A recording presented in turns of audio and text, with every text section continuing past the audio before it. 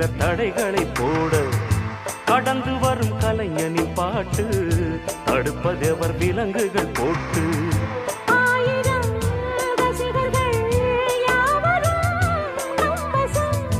ஆனந்த கீதத்தில்